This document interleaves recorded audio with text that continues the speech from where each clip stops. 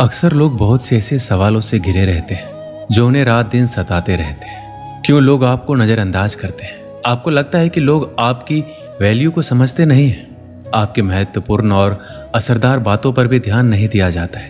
क्या आप जानते हैं, इन सब का कारण लोग नहीं, केवल आप ही हैं। दुनिया बुरी नहीं है, दोष आपके भीतर ही है, क्योंकि आप स्वयं ही अपने आप को सम्मान नहीं करते हैं। यदि आप खुद ही कदर नहीं करेंगे तो दूसरों से उम्मीद मत रखिए। बेवजह कहीं भी खड़े हो जाना, बिना मांगे सलाह देना, ज्यादा बातें करना, हर समय हाजिर हो जाना, काम कम और बातें ज्यादा करना, बिना मतलब बात विवाद में उलझना, ये सभी आदत आपकी अहमियत को कम करती है। गलत संगत में रहने से कई गुना बेहतर है अकेले रहना सीखिए। खुद को समय दीजिए, कमियों को सुधारिए, खुद का सम्मान कीजिए। जब हम खुद को महत्वपूर्ण मानते हैं तो दूसरों को भी हमारी महत्वपूर्णता का आभास होता है। लेकिन यह सब इतना आसानी से नहीं होने वाला। इसमें आपको बहुत धैर्य और सब्र रखने की जरूरत पड़ेगी, क्योंकि ये इतना आसान नहीं है जितना कहने और सोचने में आसान लगता है। खुद को बदलना मतलब अपने आप में सुधार लाना। इस दुनिया के सबसे मुश्किल कार्य में से एक है। संयम रखिए, धीरे धीरे और हमेशा खुद को बेहतर बनाने की कोशिश करती जाइए। अक्सर देखते हैं कि व्यक्ति कुछ दिनों बाद सब कुछ भूलकर फिर से उसी रास्ते पर चल पड़ता है जहां वो अपना सब कुछ बर्बाद कर चुका होता है। सबसे पहले अकेले रहना सीखिए, उसके बाद जितना हो सके शांत रहना सीखिए। कोशिश कीजिए कम से कम बात की जाए। शांत मन से सोचना शुरू कीजिए। हर काम में जल्दीबाजी नहीं कीजिए। जल्दीबाजी इंसान के सोचने की क्षमता को प्रभावित करता है, और इंसान में सबसे ज्यादा है क्रोध, यानी गुस्सा। कहा गया है कि क्रोध पानी के मटके भी सुखा देता है, अर्थात जहां क्रोध की गर्म लू चलती हो वहां शीतल जल का अस्तित्व भला कब तक रहेगा।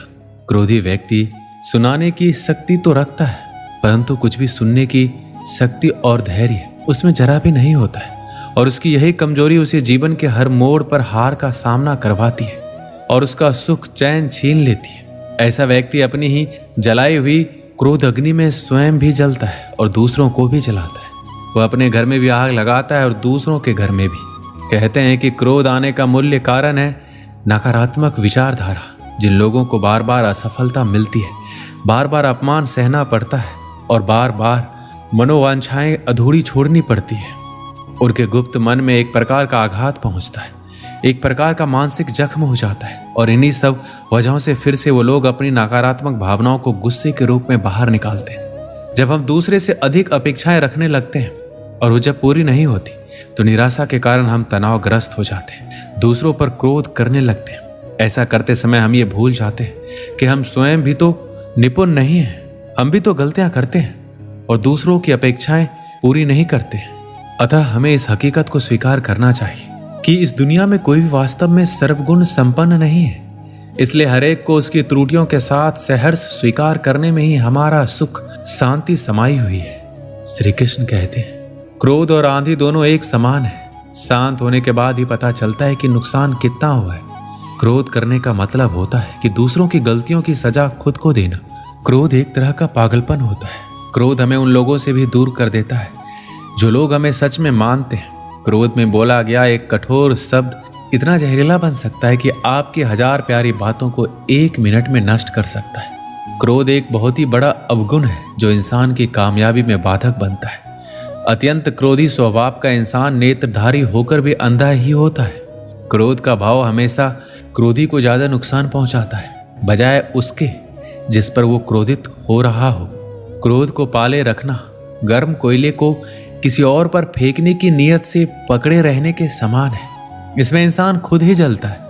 क्रोध मूर्खता से शुरू होता है और पश्चाताप पर समाप्त होता है। खौलते हुए पानी में जिस प्रकार प्रतिबिंब नहीं देखा जा सकता है, उसी प्रकार क्रोध की स्थिति में सच नहीं देखा जा सकता है।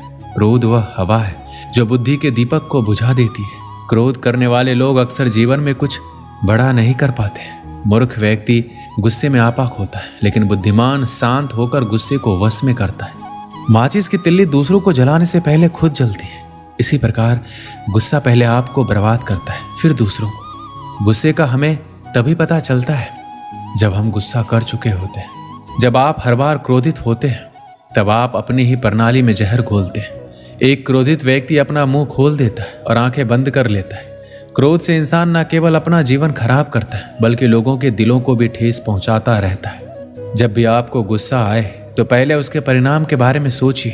अगर आप हमेशा गुस्सा और शिकायत करते हैं तो लोगों के पास आपके लिए समय नहीं होगा। अगर आप अपने गुस्से पर नियंत्रण नहीं रखोगे तो आपका गुस्सा आप पर नियंत्रण रखेगा।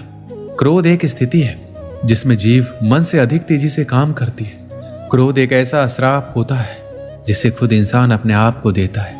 क्रोध पर काबू पाने के लिए हमेशा उसके फल के विषय में सोचना चाहिए। क्रोध के समय व्यक्ति के बोलने की शक्ति तीव्र हो जाती है। ऐसे में वह कुछ भी देखने और सोचने के योग्य नहीं रहता है।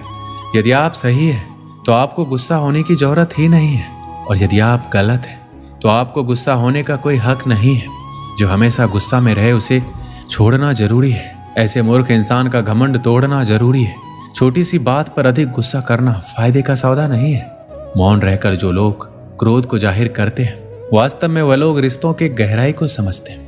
मौन रहना ही क्रोध को वश में करने का सबसे सटीक उपाय है। अगर आप गुस्से के एक पल में धीरज रखते हैं तो आप दुख के 100 दिनों से बच जाएंगे।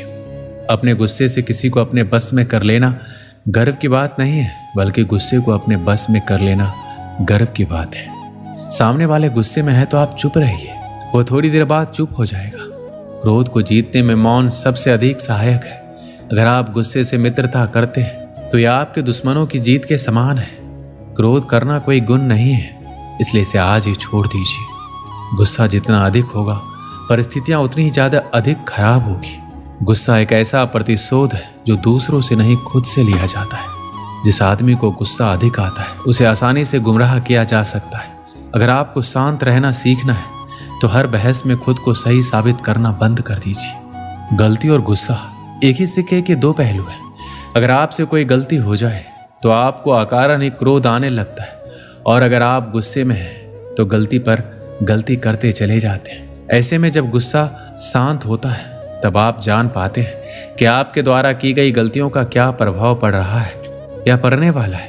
क्रोध को झट से जाहिर कर देना फिर भी ठीक माना जाता है, क्योंकि मन में पल रहा क्रोध कब विकराल रूप ले इसका आपको अनुमान तक नहीं लग पाता, और दूसरों का अहित होते होते उसका नकारात्मक प्रभाव आप पर और आपके जीवन पर भी दिखने लग जाता है। क्रोध करते समय लोग यही सोचते हैं कि वह दूसरों को नुकसान पहुंचा रहे हैं, लेकिन असल में क्रोध का भयंकर असर उन्हें ही अंदर खत्म कर रहा है। एक बार की बात है, एक गांव में एक स्त्री रहा करती थी। वह स्वभाव से बहुत ही गुस्से वाली थी। गुस्सा उसकी नाक पर बैठा रहता था। छोटे छोटे बातों पर वह गुस्सा में आ जाती और लोगों को भला बुरा कहती थी। आस पड़ोस में रहने वाले लोग उससे परेशान थे और उससे बात करने से घबराते थे। उसका गुस्सा घर पर कलह का कारण बन चुका था। उस स्त्री को एहसास था कि गुस्सा उसके लिए परेशानी का सबब बनता जा रहा है। अक्सर गुस्सा उतरने के बाद वह पछतावे की आग में जला करती थी, लेकिन गुस्सा नियंत्रण के बाहर होने के कारण स्वयं को लाचार पाती। एक दिन गांव में एक महात्मा पधारे। उनकी कीर्ति जब स्त्री के कानों तक पहुंची तो उसने निश्चय किया कि वह महात्मा जी से मिलकर अपने गुस्से को दूर करने का उपाय पूछेगी। वह महात्मा से मिलने पहुंची और प्रणाम कर बोली, गुरुवर, मैं अपने गुस्से से परेशान हूँ। गुस्से पर काबू ही नहीं रख पाती। गुस्से में अक्सर लोगों को भला बुरा कह जाती हूँ और बाद में पछताती हूँ। मेरे गुस्से के कारण सब मुझे नजरअंदाज करने लगे।